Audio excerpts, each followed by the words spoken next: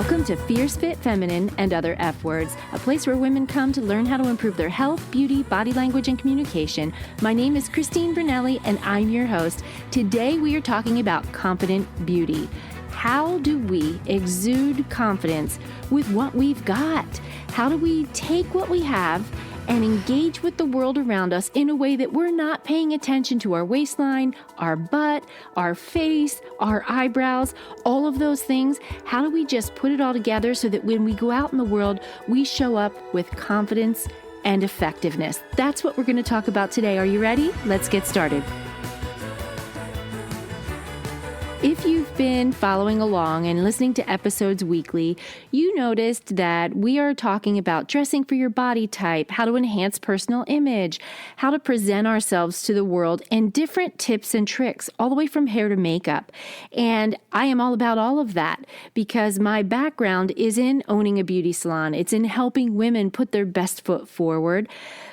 But there's a piece of that, and it's a huge piece, that's mindset.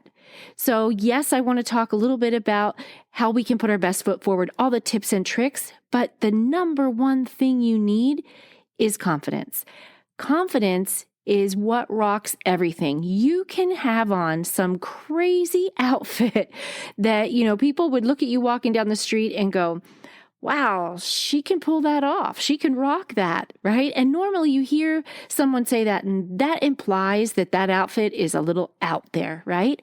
But if whoever is wearing it is strutting down the street with her head held high, shoulders back, chin up, the whole thing, she has confidence and she looks great, right? How do we capture that? How do we get there? Because if you take everything that I've been talking about for all of the previous episodes and you apply them and add the confident mindset on top of it, my girl, you are golden, because that is really all you need. Last week in the previous episode, we talked about dressing for your body type, for example.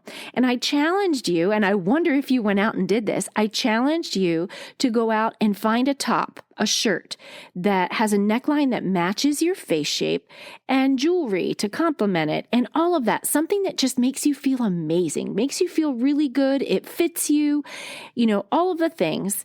And I talked about shape and complementing shape and how we want to create harmony and not contrast and all of those things. But let's just say that you had something in your closet that you have no idea if it complements your face shape. You don't know if it's any of the criteria, meets any of the criteria that I covered, but you like it and you wear it anyway and you feel good in it. Girl, that is confident beauty. It doesn't matter if you don't look outstanding catwalk runway ready. If you wear it confidently, that is the secret sauce. That's what you need. I have a pair of sunglasses they're enormous. They look like bug eye sunglasses. They are enormous plastic frames. They are 5 times too big for my face.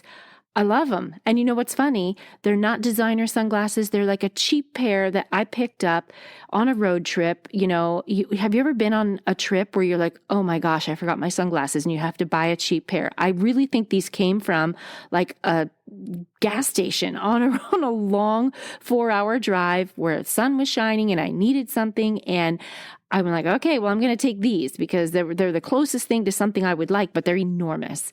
And I ended up really liking them. They are so big on my face. I mean, really big.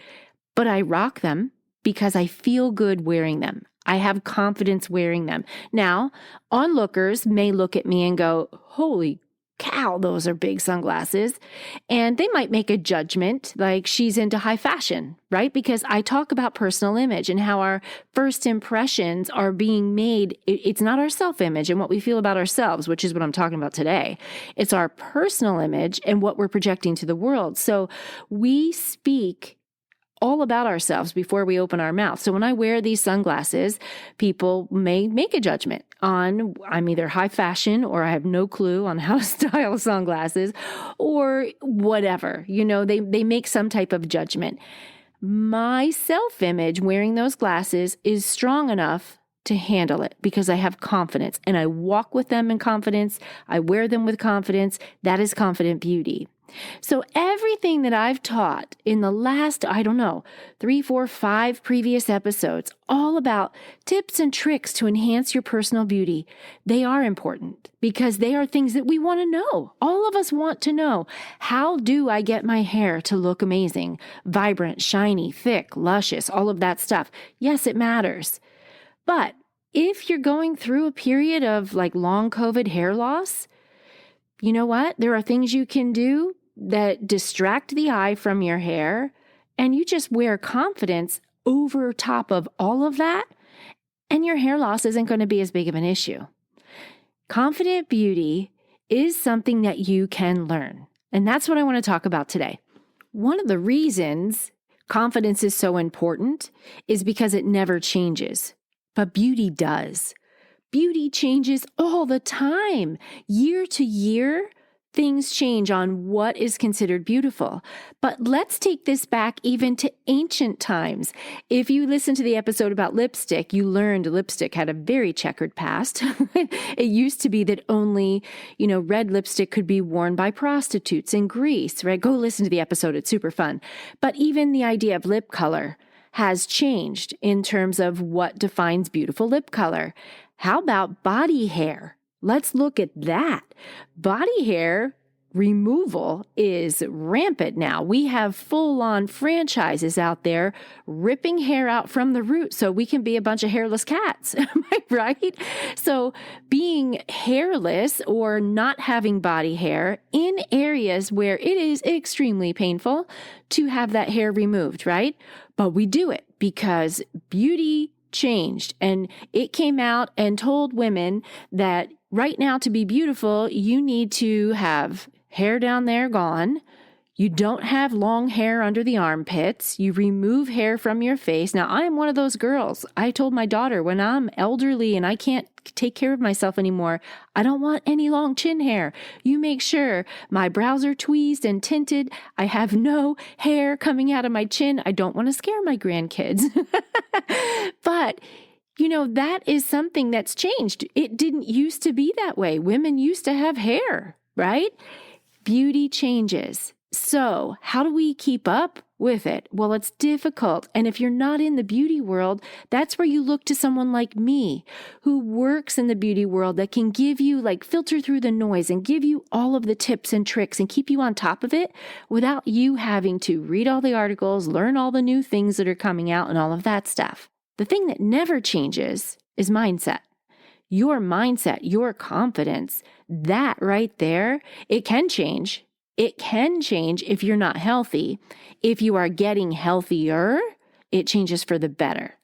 You see, because a really well-balanced, healthy soul isn't influenced by outside things. It's not changed. It doesn't get pulled down by outside influences. It doesn't get sucked into negativity. A healthy, balanced confidence influences the world around her in a positive way. Doesn't matter what's going on in the outside world. She's rocking it. She feels it. She knows it. Now, confidence and beauty go together hand in hand. We know it. And we know it this much. Studies have shown that women who feel like they are more attractive according to current standards perform better in job interviews, perform better on the job, have better relationships. Everything about them has a higher score, let's say, than the woman who doesn't feel as attractive. That confidence gets added to her persona, and she's having a better life. So how do we get you from feeling not so confident, and whether that is in your makeup skills or lack of them, all the way to body image, which, by the way, I'm kind of an expert in that area, and I have so many episodes about body image and body dysmorphia. You just need to go back and find them. I know all about it, my girl. 88 to 90% of women in the United States suffer with body image issues. It's so common that every single one of us out there, you included, are in that category. There's so few people that aren't, and I don't believe they're in the United States because we are indoctrinated to believe we have to look a certain way. And so body image issue is another confidence issue. How do we get from feeling less than and not enough to feeling more than enough. That confidence to put on top of who we are so that when we step out in the world around us, whatever the world is telling us isn't going to affect our confident beauty. We are going to walk gracefully. We're going to say, I know I'm not perfect and I have things to work on, but I am happy with who I am. And I know I put my best foot forward today. I did everything I could in my power to make myself look and feel fabulous. Because I am not suggesting that we go schlepping around, not brushing our hair, putting on a little zhuzh, to make ourselves look good. I'm not suggesting that we walk out like bums, and if we're confident, it's okay. Yes, you can be a confident bum, okay? But I'm suggesting when you combine the two, even if you don't have all the tips and tricks down yet, if you have the confidence, you're a powerhouse. That's all you need. You are instantly more of an expert in whatever field you are because you have that confidence. Wherever you work, you're an instant expert. Wherever you are influencing people, if you're a speaker, if you're a boss, if you have a position of leadership, if you wear confidence on top of whatever you put on your body, you are going to be accepted more. So how do you get there? Well, first, you want to identify what are the areas that are making you not feel confident. Let's talk about that. I'm going to be really real here. I'm going to tell you some of the things I've done.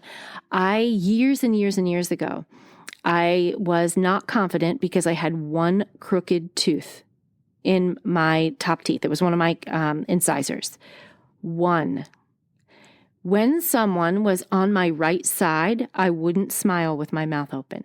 That is how insecure I was about that tooth. Now, cosmetic dentistry is huge, at least in the United States it is, because your smile is everything, right? Your smile is just kind of our stamp of who we are, and we want to feel confident in our smile. So I found a cosmetic dentist who could help me fix that crooked tooth and make it so that I was proud to smile again. Now, that is why adults are wearing Invisalign. That's why we don't put kids in braces anymore just because they have an overbite. Sometimes we're doing it because their teeth are all cattywampus. And yes, that affects their bite, but also it's an image thing, right? What if I never went to the dentist and had that tooth fixed? Would I have been able to overcome that insecurity? That was one of my insecurities. I'll tell you a few ways that I would have been able to overcome it. A lot of praise for my smile, people telling me that I'm beautiful, or someone saying, wow, your smile lights up a room. But catch this, that's external validation, not internal. You see, I would have been looking for someone on the outside to validate how I felt on the inside. Now, back when I did all this work and I had this tooth fixed so that it didn't look crooked anymore, I was really deep in body dysmorphia. I was really deep in not healed in any of these areas.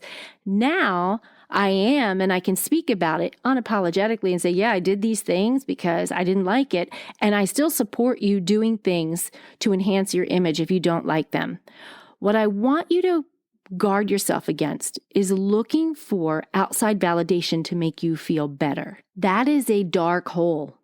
If you are constantly relying on other people's opinion to make you feel good about yourself, to give you confidence, that's not real confidence.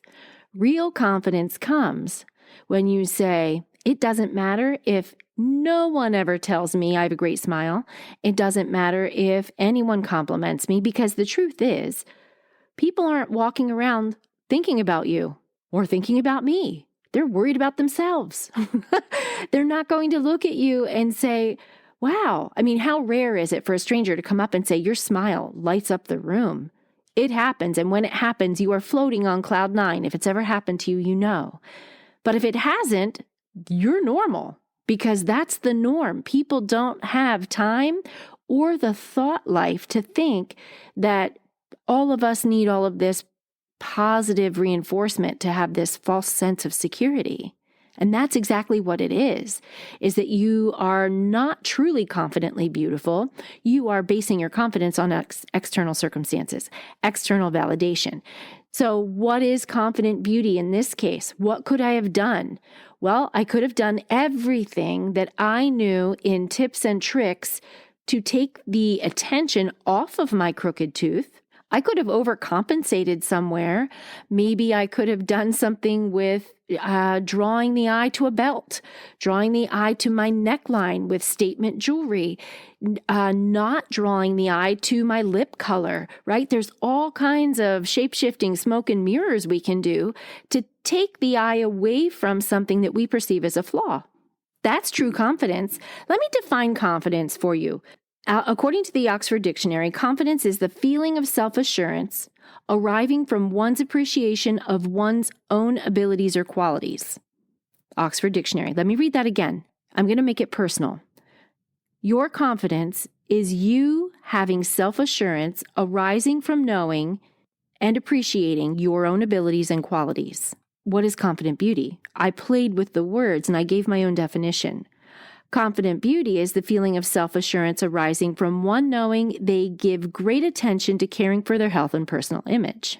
Now let me make that personal. Confident beauty is the feeling of self-assurance you get from knowing you give great attention to caring for your health and personal image.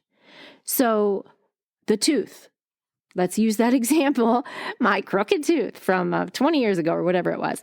Anyway, confidence would have been, if I didn't have it fixed cosmetically, which still gives me a confidence, but let's just say I didn't have the means to do that. I take all the steps necessary for smoke and mirrors, for shape-shifting, for camouflaging, for distracting the eye.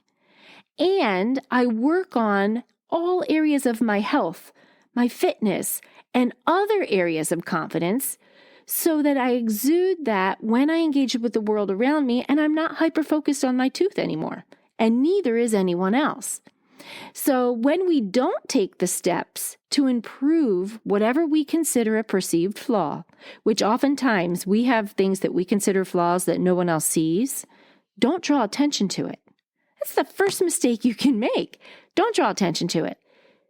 Detract from it. Do everything you can to camouflage it if you have to. Don't seek outside validation. Know that you have done everything within your power to make yourself look and feel your best. That is confident beauty. Doing everything in your power to look and feel your best. Everything within your financial means, everything within what you already have, everything that you can do to look and feel your best. That also comes from the inside out as far as diet goes, as far as nutrition goes. If your skin is sallow, yellow, maybe it's inflamed because you're drinking too much during the week. All of these little things add up. Maybe you're bloated because you are eating salt like crazy. Change it. Have the confidence to say, I don't want the side effects of all of this. I want to feel confidently beautiful. I'm going to step forward in taking all of the actions I need to make myself look my best, because then I will truly feel confident and feel my best. When you know that you're taking all the steps, that's when you have confidence. That is the secret. That never goes away. Think about this. Maybe it's let's go to body image. What area of the body are you insecure about? I know a woman who she needs a breast reduction. I mean, we're talking each breast is probably 15 pounds each, not even a joke. And she is not more than 5'2". And it's natural. This is just something that's happened to her. And she's a petite frame and she needs a breast reduction. She talks about it all the time. She wears clothing that brings attention to the size of her breast. Now, it's kind of difficult to not bring attention when they're like that size. They are large, but she's not doing anything to change what she doesn't like about it. So she is super self-conscious and hyper-aware. If she were taking steps to maybe consult with a fashion consultant, an image consultant, or a physician, because honestly, it is to the point where it's creating back pain, and they do breast reductions all the time for this. As a chiropractor, I can tell you that if you have upper back pain and you have very large breasts, you're gifted that way, a breast reduction does help. Now, this is not medical advice. Seek your own physician. I'm just saying that it can help upper back pain. So that example of the large breasts, make her insecure, give her lack of confidence. She doesn't feel good about herself, but she's also not taking any steps to make herself feel good about herself. If she were doing something, exploring something, like what can I do? Even if it's a tiny baby step forward to help her feel good, maybe it's camouflaging and dressing for someone that has extra large top, right? How do I dress for my body type so that people don't pay attention to it? If she took that tiny little step, she would have more natural confidence, and she would have it so that it would project when she engaged with the world around her. Instead, she's stuck in, oh my gosh, I know, they're just so big, please don't look. And she doesn't always say those words. I'm just saying that's that nervous energy that she projects. And you know exactly what I'm talking about. Maybe it's your belly and you're always worried about it and you're always hiding it and you're always talking about it. But what have you done? What baby steps have you taken to figure out why and what you can do, right? That is where inner confidence comes from. We are not born with it. We develop it like a muscle, and you have to continually work on saying, I have self-assurance. My confidence is self-assurance from knowing I have done everything I can and given my personal best to improve my health and personal image. If you do that, then all of the beauty trends can change 150 times, and they will before the end of our time on this earth. As long as you have that self-assurance, that confidence, you will be a confident beauty. That's my message for you today. Thank you for spending this time with me. I can finally report that my education in getting my certification as a professional image consultant is done as of May 2022. I have all of the training tips and tools on top of my experience to be able to go forward and help women look and feel fabulous through their beauty, styling, body language, and communication. I hope you enjoyed this episode. If you feel like it would help a friend, feel free to share it. And don't forget to hit subscribe so that you get notified the next time a new episode releases. And until then, have a fierce, fit, feminine, and fabulous day.